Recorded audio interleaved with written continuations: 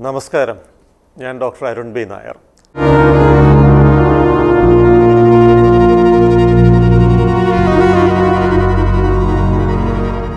പത്തൊൻപത് വയസ്സ് പ്രായമുള്ള പ്രൊഫഷണൽ കോളേജ് വിദ്യാർത്ഥിനിയായ പെൺകുട്ടി ചികിത്സ തേടി വന്നത് അവളുടെ ജീവിതത്തിൽ സമീപകാലത്തുണ്ടായ ചില പ്രശ്നങ്ങളെ തുടർന്നാണ്. അവൾ കോളേജിൽ പഠിക്കാൻ ജോയിൻ ചെയ്ത ഒരു കൊല്ലത്തിന് മുൻപാണ് അവിടെ ആ ക്ലാസ്മേറ്റായ ഒരു വ്യക്തിയുമായിട്ട് ഒരു ഇഷ്ടം തോന്നി. അവർ തമ്മിൽ പ്രണയത്തിലായി. ഈ പ്രണയം ഇങ്ങനെ തുടർന്നുകൊണ്ട് പോയ സമയത്ത് തന്നെ അതേ കോളേജിലുള്ള സീനിയറായൊരു വിദ്യാർത്ഥി വന്ന് ഇവളോട് താല്പര്യം പ്രകടിപ്പിക്കുകയാണ്. സ്വാഭാവികമായിട്ടും ഗേൾസ് സ്കൂളിൽ പഠിച്ചിരുന്ന ഈ കുട്ടിക്ക് ഇങ്ങനത്തെ ചില അവസ്ഥകൾ വന്നപ്പോൾ അവൾ കുറച്ച് താല്പര്യം തോന്നി. ആ പറയുന്ന സീനിയർ വിദ്യാർത്ഥിയുമായിട്ടും ചാറ്റ് ചെയ്യാനായിട്ട് തുടങ്ങി.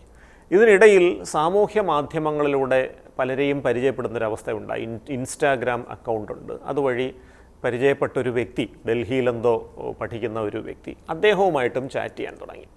ഈ മൂന്ന് പേരോടും ഇഷ്ടം തോന്നുന്ന ഒരു സാഹചര്യം ആ കുട്ടിക്ക് വരാൻ തുടങ്ങി. അപ്പോൾ ആ കുട്ടി പറയുന്ന നേരത്തെ തന്നെ എനിക്ക് ഇത്തരത്തിലുള്ള ചില തോന്നലുകളും വിഷയങ്ങളൊക്കെ വന്നിട്ടുണ്ട്. കൗമാരത്തിൻ്റെ തുടക്കത്തിൽ തന്നെ ട്യൂഷനൊക്കെ പോയിരുന്ന സമയത്ത് ട്യൂഷന് കൂടെ പഠിച്ചിരുന്നൊരു ആൺകുട്ടിയുമായിട്ടൊരു ഇഷ്ടം തോന്നി. അവനോട് തുറന്നു പറഞ്ഞു. അവനും തിരിച്ചത് ഇഷ്ടമാണെന്ന് പറഞ്ഞു. കുറച്ച് നാൾ ആ ഒരു ഇഷ്ടം മുന്നോട്ട് പോയി. പക്ഷേ കുറച്ച് കഴിയുമ്പോഴത്തേക്ക് അതിലൊരു മടുപ്പ് പോലെയൊക്കെ തോന്നി. അവനെ അങ്ങോട്ട് ഉൾക്കൊള്ളാൻ പറ്റുന്നില്ല എന്ന് തോന്നി. നിസ്സാര കാര്യത്തിന് വഴക്കിടാൻ തോന്നി. പിണങ്ങിക്കഴിഞ്ഞ് വളരെ മോശമായ തരത്തിലുള്ളൊരു വഴക്കിലേക്ക് അത് പോയി. അപ്പോൾ ഇതേ അവസ്ഥ ജീവിതത്തിൽ പലപ്പോഴായിട്ട് അവൾക്ക് അനുഭവപ്പെടുന്നുണ്ടെന്നാണ് അവൾ പറയുന്നത്. അവൾ പറയുന്നത് ഒരു കാര്യത്തിലും ഉറച്ചു നിൽക്കാൻ പറ്റുന്നില്ല. അത് സൗഹൃദങ്ങളായാലും പ്രണയമാണെങ്കിലും പഠിക്കുന്ന കോഴ്സാണെങ്കിലും കൂട്ടുകാരാണെങ്കിലും ഒന്നിലും ഉറച്ചു നിൽക്കാൻ പറ്റുന്നില്ല. കുറച്ച് നാൾ ചില കൂട്ടുകാരുമായിട്ട് ഇങ്ങനെ അടുത്ത് നിൽക്കും. അത് കഴിഞ്ഞാൽ അവരോടൊരു പൊസസീവ്നെസ് തോന്നും എന്നാണ് പറയുന്നത്. ഈ കൂട്ടുകാർ മറ്റാരോടെങ്കിലുമൊക്കെ കൂടുതൽ സമയം ചിലവഴിച്ച് കഴിഞ്ഞാൽ വല്ലാതെ അസ്വസ്ഥമാകും. ഈ കൂട്ടുകാർ അവളെ ഒഴിവാക്കിക്കൊണ്ട് എപ്പോഴെങ്കിലും സിനിമയ്ക്കോ യാത്രകൾക്കോ ഒക്കെ പോയി കഴിഞ്ഞാൽ അസ്വസ്ഥത വരും. നിസ്സാര കാര്യത്തിന് അവരുമായിട്ടങ്ങ് വഴക്കിട്ട് പിണങ്ങും. അവരോട് സൗഹൃദമായിരിക്കുമ്പോൾ തീവ്രമായ സൗഹൃദവും സ്നേഹവുമായിരിക്കും. പക്ഷേ നിസ്സാര കാര്യത്തിന് പിണങ്ങിക്കഴിഞ്ഞാൽ പിന്നെ അവരോട് വല്ലാത്തൊരു വൈരാഗ്യ ബുദ്ധിയാണ് തോന്നുന്നത്. അങ്ങനെയൊക്കെ തോന്നുമ്പോൾ പെട്ടെന്ന് തനിക്ക് ആരുമില്ല എന്നൊരു തോന്നൽ വരും. അങ്ങനെ ആരുമില്ല എന്നൊരു തോന്നൽ വന്ന് തീവ്രമായൊരു സങ്കടം വന്നാൽ ഉടനെ തന്നെ സ്വയം മുറിവേൽപ്പിക്കാൻ തോന്നും. ബ്ലേഡ് എടുത്ത് കൈമുറിക്കണം, അല്ലെങ്കിൽ കോമ്പസ് എടുത്ത് തുടയിലിങ്ങനെ വരഞ്ഞു വെക്കണം. അപ്പോൾ കുറച്ചൊന്ന് വേദന എടുത്ത് കഴിയുമ്പോൾ വല്ലാത്തൊരു റിലീഫ് കിട്ടുന്നു എന്നാണ് ആ കുട്ടി തന്നെ പറയുന്നത്. ചിലപ്പോൾ ഈ കഴിഞ്ഞ കുറച്ച് നാളായിട്ട് ദേഷ്യവും വല്ലാതെ വരികയാണ്. ഈ ദേഷ്യം എന്ന് പറഞ്ഞു കഴിഞ്ഞാൽ ഒരു പരിധിയില്ലാത്ത ദേഷ്യമാണ്. പണ്ടൊക്കെ അച്ഛനെ കുറച്ച് പേടിയുണ്ടായിരുന്നു, പക്ഷേ ഇപ്പോൾ അച്ഛനെയും പേടിയില്ല. എന്തെങ്കിലും ഒരു സാധനം വേണമെന്ന് അച്ഛനോട് പറയും, അത് അച്ഛൻ തടസ്സം നിന്ന് കഴിഞ്ഞാൽ ഭയങ്കരമായിട്ട് അങ്ങ് ദേഷ്യം വരും. ചീത്ത വിളിക്കുകയാണ് അച്ഛനെയൊക്കെ, സാധനങ്ങളെടുത്ത് എറിയുകയാണ്, തല്ലി പൊട്ടിക്കുകയാണ്. അപ്പോൾ ഈ ദേഷ്യം നിയന്ത്രിക്കാൻ പറ്റാത്തത് ഹോസ്റ്റലിലും പ്രശ്നമാകുന്നുണ്ട്. ഹോസ്റ്റലിൽ നിന്ന് കഴിഞ്ഞപ്പോൾ റൂംമേറ്റ്സുമായിട്ട് ഇങ്ങനെ ഓരോ കാര്യങ്ങൾ പറഞ്ഞ് വഴക്കിടുന്നത് പലപ്പോഴും ഒരു പ്രസക്തിയുമില്ലാത്ത വിഷയങ്ങളായിരിക്കും. കണ്ട ഏതെങ്കിലും ഒരു സിനിമയെക്കുറിച്ച് ഉള്ള ഒരു ചർച്ച, അതിലേതെങ്കിലും ഒരു നടനെ ഇദ്ദേഹത്തിന് ഇഷ്ടപ്പെട്ടു, മറ്റൊരാൾക്ക് അയാളുടെ പെർഫോമൻസ് ഇഷ്ടപ്പെട്ടില്ല. ഈ ഒരു കാര്യം പറഞ്ഞുകൊണ്ട് വഴക്ക് തുടങ്ങി ആ വഴക്കങ്ങ് നിയന്ത്രണം വിട്ട ദേഷ്യത്തിലേക്ക് പോവുകയാണ്. ഇടയ്ക്കിടയ്ക്ക് ഭയങ്കര സന്തോഷവും തോന്നും. ആ സന്തോഷം തോന്നിക്കഴിഞ്ഞാൽ പുറത്തേക്ക് പോകണം, കുറേ പൈസ ചിലവാക്കണം, വളരെ വിലപിടിപ്പുള്ള ഭക്ഷ്യവസ്തുക്കൾ കഴിക്കണം, അങ്ങനെയൊക്കെ തോന്നുകയും ചെയ്യും. അപ്പോൾ ഇങ്ങനത്തെ ഒരു അവസ്ഥയാണെന്നാണ് പറയുന്നത്. ഇപ്പോൾ നമ്മളിത് വിശദമായിട്ടൊന്ന് പരിശോധിച്ച് നോക്കുമ്പോൾ ഈ കുട്ടിയുടെ മാതാപിതാക്കളെയും കാണാനിടയായി. അവരോടും ചോദിക്കുമ്പോൾ ഈ കൗമാരത്തിൻ്റെ ആദ്യം തൊട്ട് തന്നെ ഒരു വൈകാരിക അസ്ഥിരത, ഒരു ഇമോഷണൽ ഇൻസ്റ്റെബിലിറ്റി ഈ കുട്ടിയുടെ പെരുമാറ്റത്തിൻ്റെ ഭാഗമായിട്ട് നമുക്കുള്ളതായിട്ട് കാണാൻ പറ്റും. അപ്പോൾ ഇവിടെ ഒരു വികാരവും നിയന്ത്രിക്കാൻ പറ്റുന്നില്ല. ദേഷ്യം വന്നാൽ അമിതമായ ദേഷ്യം, സന്തോഷം വന്നാൽ ഭയങ്കര സന്തോഷം. ആരോടെങ്കിലും സ്നേഹം തോന്നിക്കഴിഞ്ഞാൽ പിന്നെ അവരെക്കുറിച്ച് അങ്ങ് വാതോരാതെ പുകഴ്ത്തി പറയും, അവരെ അങ്ങ് സ്നേഹിച്ച് കൊന്നുകളയും. എന്നാൽ നിസാര കാര്യത്തിനായിരിക്കും പിണങ്ങുന്നത്. ഇപ്പം തന്നെ എൻ്റെ അടുത്ത് വരാനുള്ള കാരണമെന്ന് പറയുന്നത് ഈ ബോയ് ഫ്രണ്ടായ ക്ലാസ്മേറ്റ് അവൻ പരീക്ഷ എടുത്ത സമയത്ത് അവൻ മൊബൈലൊക്കെ സ്വിച്ച് ഓഫ് ചെയ്തിട്ടിരുന്ന് പഠിക്കാൻ തുടങ്ങി. ഇവൾ വിളിക്കുമ്പോൾ അദ്ദേഹം എടുക്കുന്നില്ല.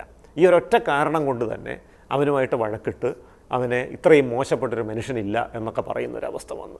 ആ കുട്ടിയുടെ അമ്മ പറയുന്നത് ഏതാണ്ട് തലയാഴ്ച വരെ ഇത്രയും ഒരു പുണ്യാത്മാവ് വേറെ ഇല്ല എന്നുള്ള മട്ടിലാണ് ബോയ് ഫ്രണ്ടിനെ കുറിച്ച് പറഞ്ഞുകൊണ്ടിരുന്നത്. ഇപ്പോൾ അവൾ വിളിച്ചിട്ട് എടുത്തില്ല എന്നുള്ള ഒറ്റ കാരണം കൊണ്ട് അവനെക്കുറിച്ച് ഇല്ലാത്ത കാര്യങ്ങളൊക്കെ പറയുകയാണ്, ഇല്ലാത്ത ആരോപണങ്ങൾ അവനെക്കുറിച്ച് മോശമായ രീതിയിൽ തന്നെ ഉന്നയിക്കുകയാണ്. അപ്പോൾ ഒരു ബോർഡർ ലൈൻ പേഴ്സണാലിറ്റി ഡിസോർഡർ എന്ന് പറഞ്ഞൊരു വ്യക്തിത്വ വൈകല്യത്തിൻ്റെ ലക്ഷണമാണിത്.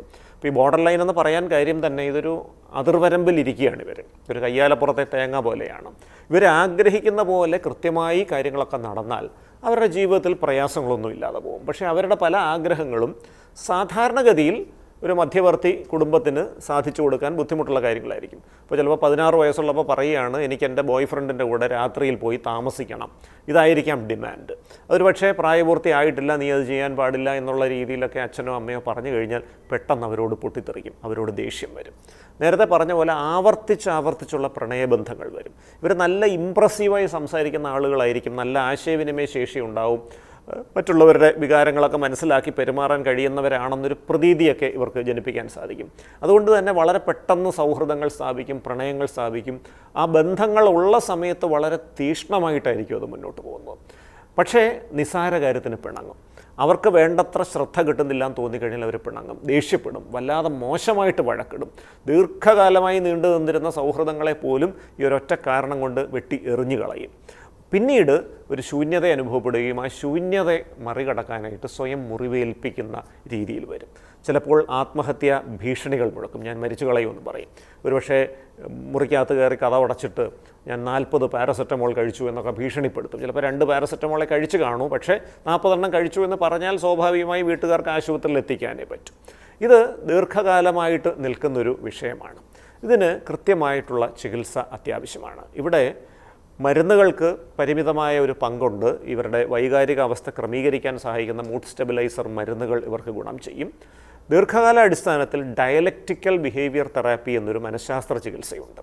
ഈ ഡയലക്റ്റിക്കൽ ബിഹേവിയർ തെറാപ്പിയിൽ പ്രധാനമായിട്ട് 4 കാര്യങ്ങളാണ് ഉദ്ദേശിക്കുന്നത്. ഒന്ന്, ഈ കഴിഞ്ഞുപോയ സംഭവങ്ങളിൽ നിന്നും വരാനിരിക്കുന്ന കാര്യങ്ങളിൽ നിന്നൊക്കെ മനസ്സിനെ മാറ്റി വർത്തമാനകാലത്തിലേക്ക് മുഴുകാനുള്ള മൈൻഡ്ഫുൾനെസ് ട്രെയിനിങ്, മനോനിറവ് പരിശീലനം. അതുപോലെ ജീവിതത്തിലെ പ്രയാസമുള്ള അനുഭവങ്ങളുമായി പൊരുത്തപ്പെടാൻ സഹായിക്കുന്ന ഡിസ്ട്രസ് ടോളറൻസ് സ്കിൽസ്, വികാരങ്ങളെ ക്രമീകരിച്ച് ഉപയോഗിക്കാൻ സഹായിക്കുന്ന ഇമോഷണൽ റെഗുലേഷൻ സ്കിൽസ്, അതുപോലെ വ്യക്തിബന്ധങ്ങളെ ആരോഗ്യകരമായി നിലനിർത്തിക്കൊണ്ടുപോകാൻ സഹായിക്കുന്ന ഇൻ്റർപേഴ്സണൽ ഇഫക്റ്റീവ്നെസ് സ്കിൽസ്. ഈ 4 സ്കിൽസാണ് പഠിപ്പിക്കുന്നത്. അത് ദീർഘകാലം നീണ്ടു നിൽക്കുന്ന വളരെ സാവധാനം ചെയ്യേണ്ട ഒരു പ്രക്രിയയാണ്. അപ്പോൾ ഈ മരുന്നുകളും ഈ മനഃശാസ്ത്ര ചികിത്സകളും സംയോജിച്ച് ഉപയോഗിച്ചാൽ ഈ ബോർഡർ ലൈൻ പേഴ്സണാലിറ്റിയുള്ള പല ആളുകളുടെയും ജീവിതം മെച്ചപ്പെടുത്താൻ സാധിക്കും. അവരുടെ പ്രയാസത്തിൻ്റെ തീവ്രത കുറയ്ക്കാൻ പറ്റും. അവർക്ക് വളരെ സ്വാഭാവികമായ ഒരു ജീവിതം മുന്നോട്ട് നയിക്കാനും സാധിക്കും. നമസ്കാരം.